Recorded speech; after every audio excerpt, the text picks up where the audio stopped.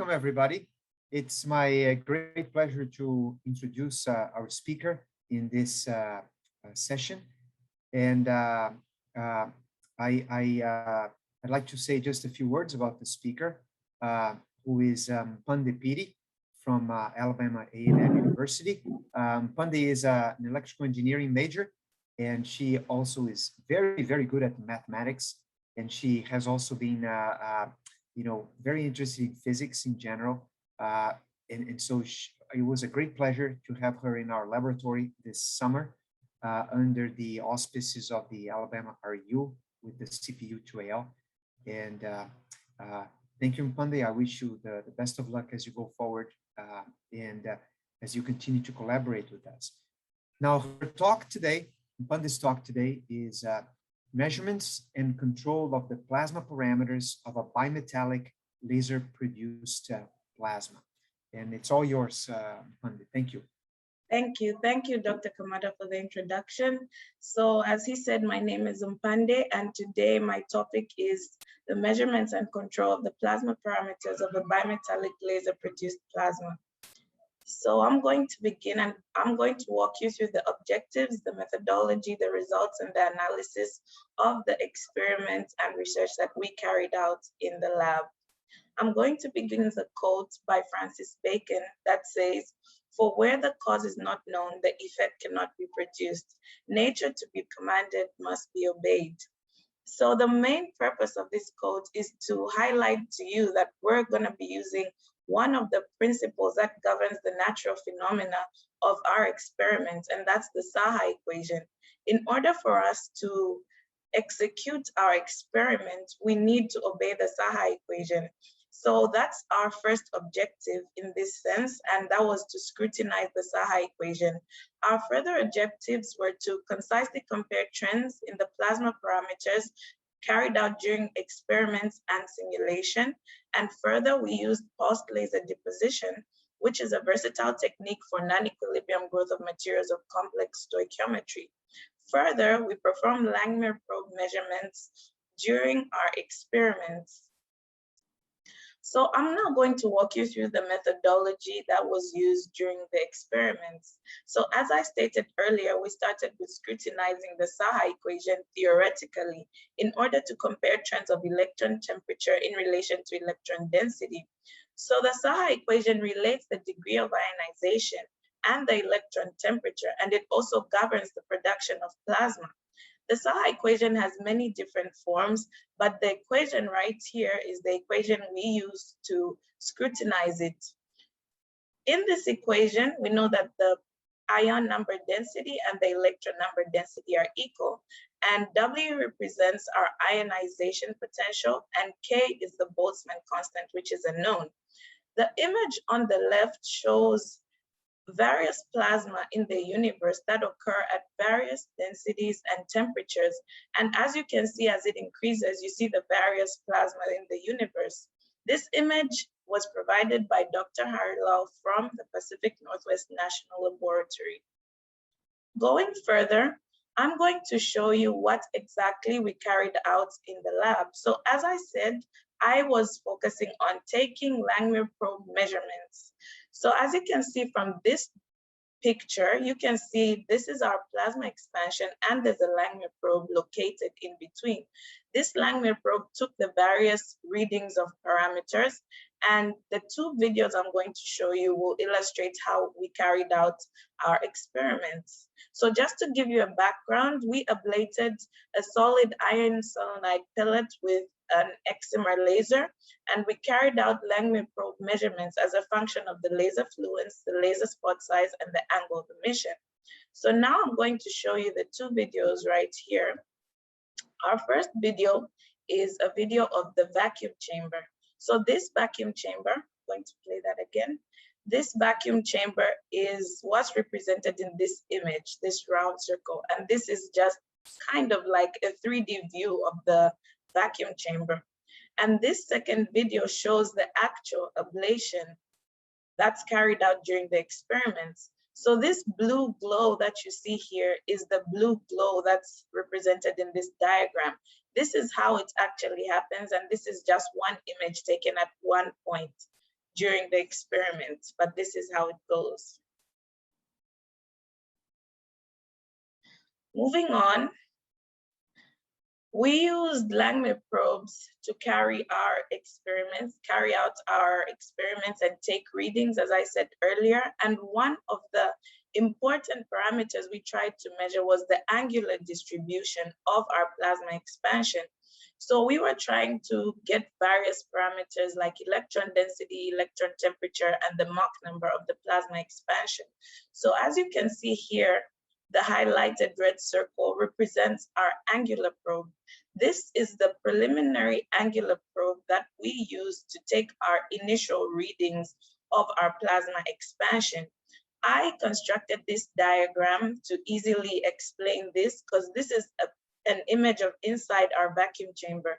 We placed our angular probe here to take various data. So this simplified image shows you this piece, this semicircular piece, which is this one right here. And these red squares represent our planar probes. Our planar probes took readings at various angles, the central one being 0 degrees, and these two being angles at positive degrees, and these two being angles at negative degrees. So here's a 3D image for you to see how clearly and understand how exactly this one looks, because this is kind of at a far distance. So this is what it looked like. Currently, we're trying to get data that is more efficient because our readings are proving to be all right, but we want more specific data. And this is the new design that is being come up with. So this is what it looks like. This is our current angular probe design. It's in formation currently, and this is what it looks like. So that's a clear 3D model of it. Going further, we're going to go to the results and analysis of our experiments. So for our Saha equation, we realized, and with substitution, we used X, which is the ionization fraction of the elements, and we noticed for singly ionized plasmas, this was what our equation came to be after substitution. This is the equation that we used. So we used guidance from a paper that showed us the Saha for hydrogen graphically expressed, where the plasma density is fixed at 10 to the 20. So you can see how the graph goes, increases up to 1, which is the maximum ionization fraction. And I analyzed the Saha for hydrogen at various plasma densities increasing. As you can see here, we have to the 22nd power, to the 23rd, to the 24th. And we also have smaller ones, which is to the 10th, to the 14th, to the 18th. And this is what our graphs look like. So they're all similar to this one on the right, which shows that our equation that we came up with here is going well. So this image is similar to Dr. Harrell's image that I showed earlier. However, it looks more complex because it shows a broader range of plasmas. And this line separates the temperature, because you can see it goes up to temperatures of about 1 million, 1 billion, but we're focusing on temperatures up to 10,000. And we're only focusing on the plasmas on the left of this graph.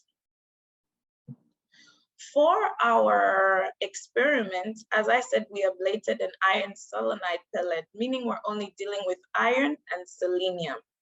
These are the two graphs we came up with for selenium, this being ionization fraction versus temperature, and this being electron number density versus electron temperature.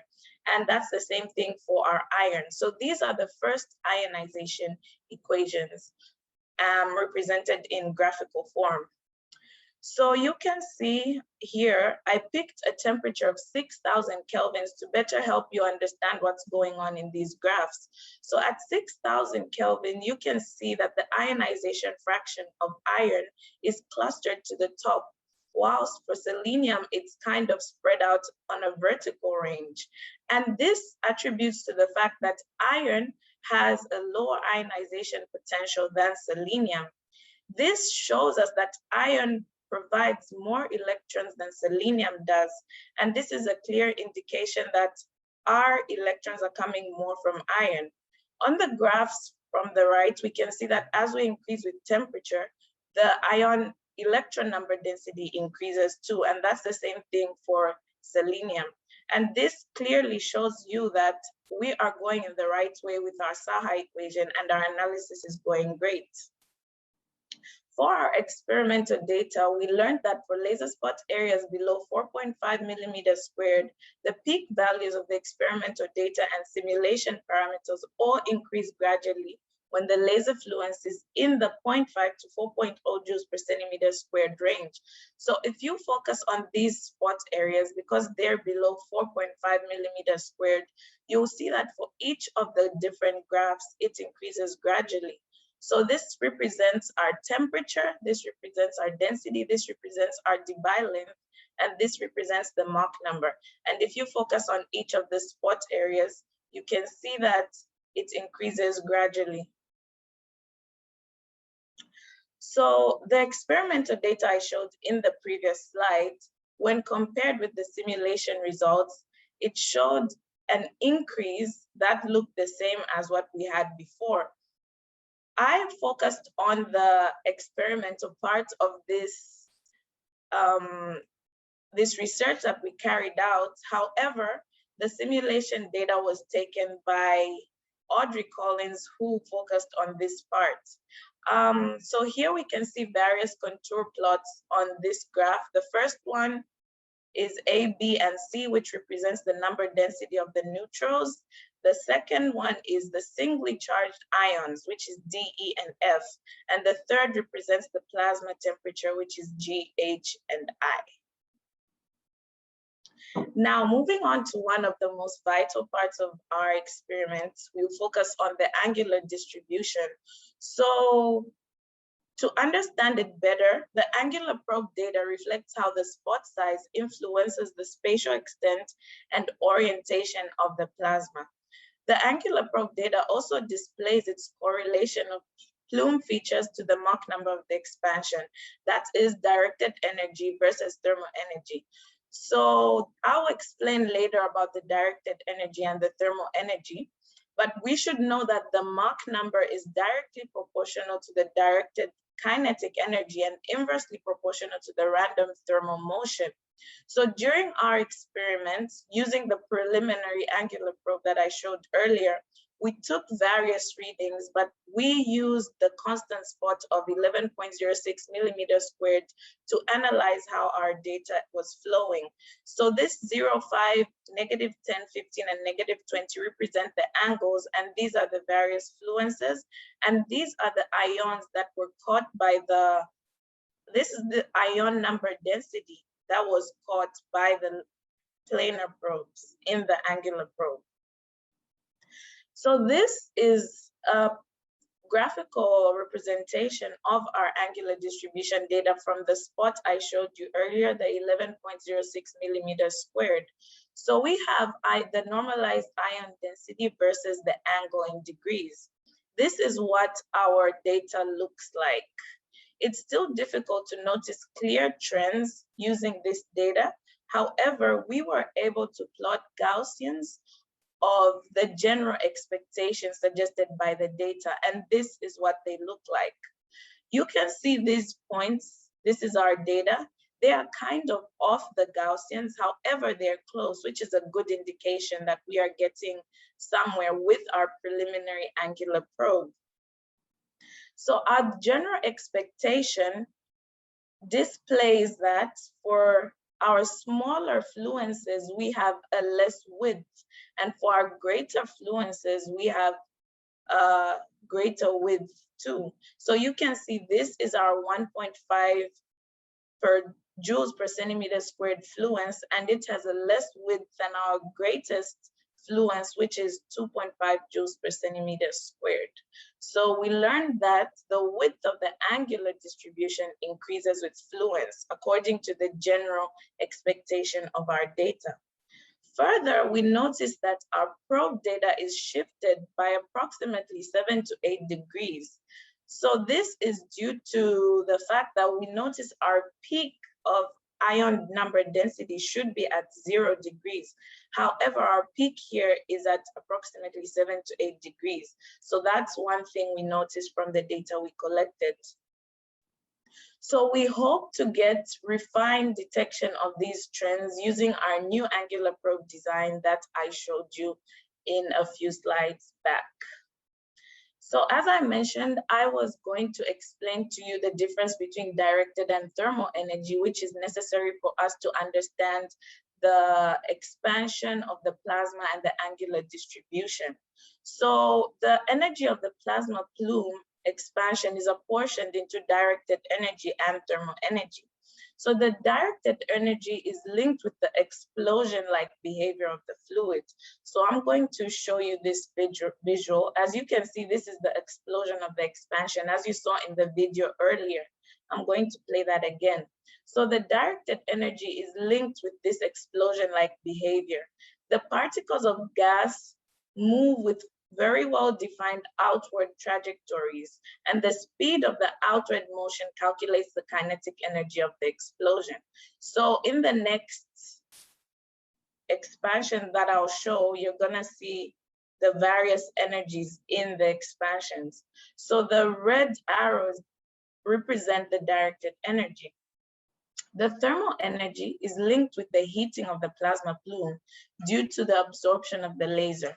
When the plume heats up, particles of fluid are accelerated as random motions, and the kinetic energy associated with these random speeds is called the thermal energy. So you can see the directed energy and the thermal energy. You'll notice that as you go down in spot size, the directed energy reduces while the thermal energy increases. And that's because at a larger spot size, you have more of the explosion-like behavior of the fluid. And that means you'll have more directed energy and your plume will be forward peaked as compared to the one with the smaller spot size. Finally, I'd like to highlight that close analysis of the Saha equation versus our experimental data will help us produce excellent plasma expansions.